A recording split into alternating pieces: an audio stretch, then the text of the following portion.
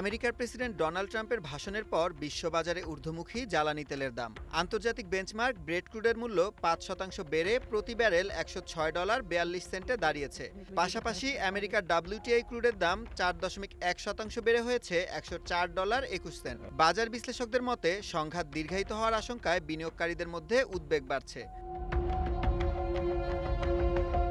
ভাষণে president Trump জানান, আগামী ২ থেকে ৩ সপ্তাহের মধ্যে ইরানের ওপর বড় ধরনের সামরিক আঘাত আনা হবে। বাণিজ্যিক ট্যাঙ্কারে হামলার জন্য তেহরানকে দায়ী করে তিনি দাবি করেন এই সংঘাত খুব দ্রুত শেষ করা হবে। তবে সামরিক হুমকির পাশাপাশি তিনি কূটনৈতিক আলোচনার পথও খোলা রাখার ইঙ্গিত দিয়েছেন।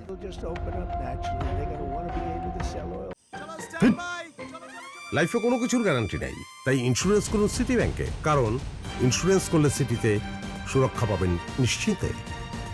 যুদ্ধ কার্যকর হওয়ার পর থেকে গুরুত্বপূর্ণ হরমুজ প্রণালী দিয়ে জাহাজ চলাচল কার্যত বন্ধ রয়েছে। শিপিং তথ্য অনুযায়ী বর্তমানে পারস্য উপসাগরে প্রায় ৩,২০০টি জাহাজ অলস পড়ে আছে। উদ্ভূত পরিস্থিতিতে জ্বালানি সরবরাহ সচল রাখতে পাকিস্তান তাদের তেল আমদানি লোহিত সাগরের ইয়ানবু বন্দরের মাধ্যমে পরিচালনা করতে সৌদি আরবকে অনুরোধ জানিয়েছে।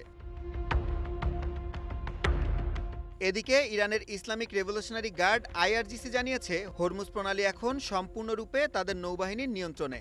IRGC কর্মকর্তা মোহাম্মদ আকবরজাদে স্পষ্ট করেছেন যে এই জলপথের সুরক্ষায় নতুন নিরাপত্তা ও আর্থিক নীতিমালা কার্যকর করা হয়েছে। ইরানি পার্লামেন্টের জাতীয় নিরাপত্তা কমিটির প্রধান ইব্রাহিম আজিজি এক্সে এক বার্তায় জানিয়েছেন, হরমুজ প্রণালী অবশ্যই পুনরায় খুলবে, তবে এটি আমেরিকার প্রেসিডেন্ট ডোনাল্ড ট্রাম্পের জন্য বন্ধ থাকবে। তিনি বলেন, হরমুজ শুধু তাদের জন্যই খুলবে যারা ইরানের নতুন নিয়ম মেনে চলবে।